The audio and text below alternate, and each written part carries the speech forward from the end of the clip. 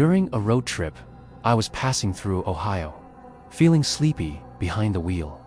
So I stopped in Xenia at a rundown place called Xenia Country Inn.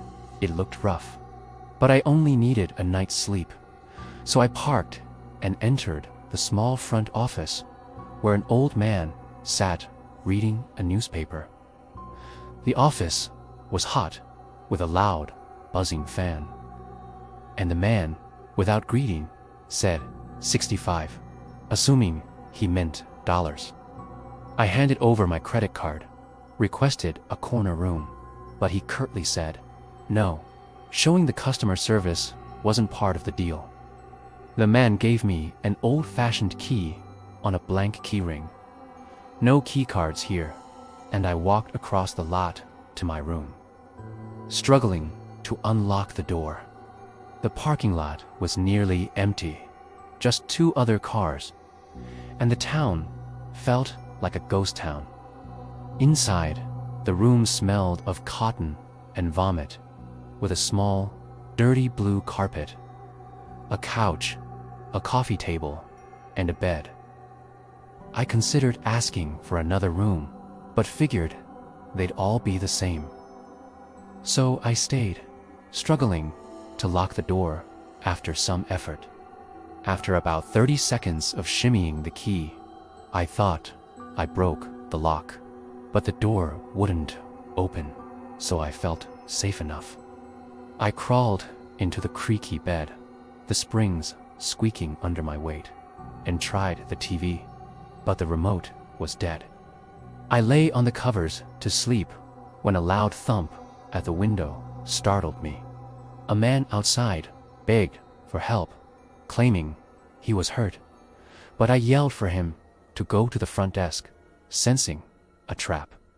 He eventually left after I ignored him, and I checked the lock again, pulling the curtains tight.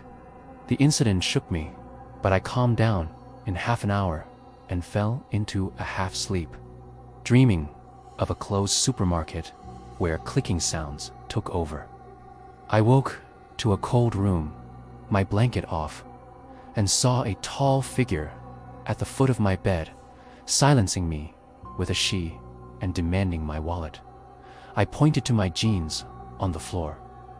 The figure grabbed my wallet, asked what else I had, and left without another word.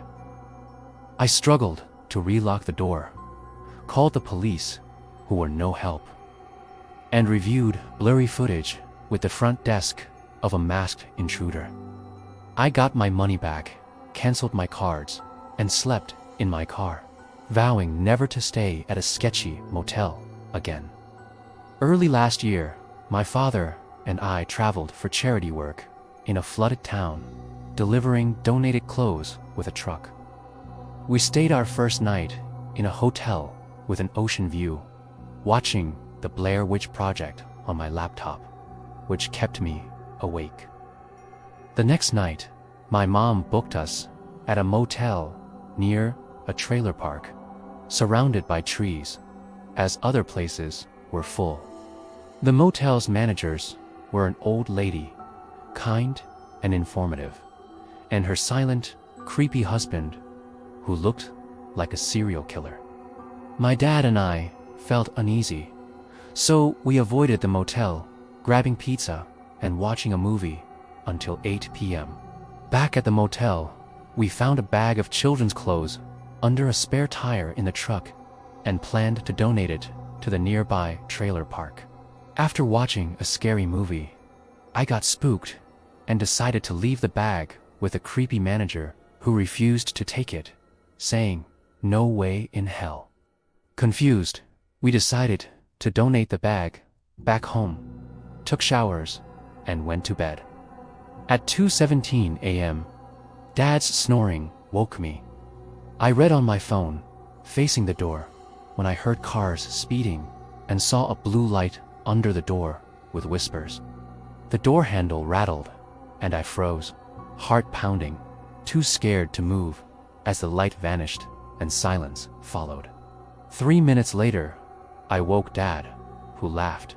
mentioning scratches in the walls he heard earlier, which I then heard, too.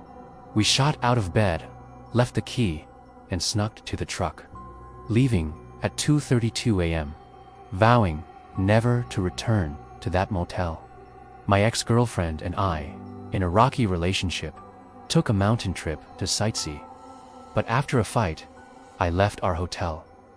Instead of paying $150 for another hotel room, I drove to a motel, getting a room for $50. Passing an open room next door, I saw a blue TV glow, but no one inside, and my modest room had a tacky bed cover, TV, and sofa. I lay awake, playing phone games, when a weird noise came from next door. Not the TV, sounding like a fight, or worse. Then, banging on the wall startled me. I went to the open room next door, finding no one, just a blank TV with a sticky note saying, "Check under the bed." I dropped the note, ran back, double-locked my door, and texted my girlfriend, freaking out as more bangs hit the wall. She heard them on speaker, urging me to run to the front desk, where the clerk claimed the rooms beside mine were vacant. The clerk checked the room, finding no note or lit TV, and refused a refund. So I returned to my girlfriend, relieved to be with her. I don't know what was in that motel room or under the bed, and I don't want to know you.